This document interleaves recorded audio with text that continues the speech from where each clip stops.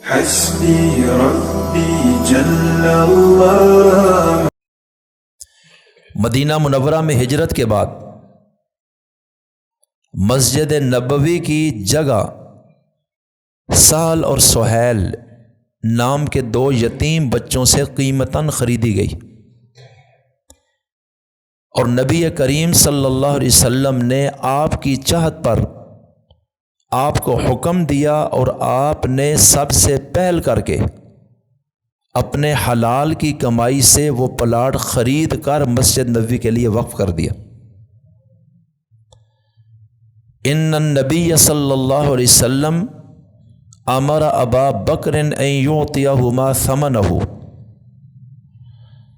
نبی کریم صلی اللہ علیہ وسلم نے ابو بکر کو حکم دیا کہ وہ اس زمین کی قیمت ان دونوں لڑکوں کو دے دے جو اس زمین کے مالک تھے۔ اور نبی کریم علیہ السلام کے بعد سب سے پہلے آپ ہی کو امت نے رسول اللہ کا جانشین چنا۔ حضور کے بعد آپ ہی وہ پہلی شخصیت ہیں کہ جن کو روضہ رسول میں حجرہ عائشہ کے اندر دفن کیا گیا، اور حضور علیہ السلام کے بعد اس پوری کائنات میں سب سے پہلے آپ ہی ہوں گے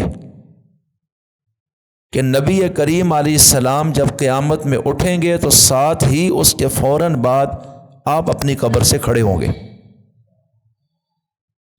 تو اس لیے میں عرض کرنا چاہتا ہوں کہ آپ نے اتنے کاموں میں پہل کی ہے، اس کے علاوہ بھی کہ آپ کو کنیت ابو بکر عطا کی گئی کہ ہر نیکی کے کام میں، خیر کے کام میں اور ہر ثواب کے کام میں آپ سب سے پہلے ہوتے ہیں، اور سب سے زیادہ زمانہ نبی کریم علیہ السلام کی صحبت میں آپ ہی نے گزارا۔ اتنا زمانہ کسی شخص نے نہیں گزارا۔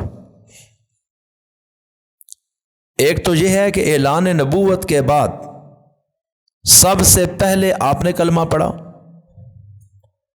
ویسے فزیکلی سب سے پہلے جو کلمہ دنیا میں پڑھا وہ حضرت سیدہ خدیجہ الکبریٰ نے پڑھے، لیکن گھر سے باہر کی دنیا میں سب سے پہلے جس نے کلمہ پڑھا وہ حضرت صدیق اکبر کی ذات ہے۔ تو اس وقت سے وفات رسول تک یہ سارا زمانہ آپ نے حضور کے ساتھ گزارا، تمام غزوات میں رسول اللہ کے ساتھ رہے۔ نبی کریم علیہ السلام نے فرمایا کہ اللہ تعالیٰ نے میرے 2 وزیر آسمانوں پہ مقرر کیے اور میرے 2 مشیر زمین پر مقرر کیے۔ آسمانوں پر میرے 2 وزیر جبرائیل اور میکائیل ہیں، اور زمین پر میرے جو ساتھی اور مشیر ہیں وہ ابو بکر و عمر ہیں۔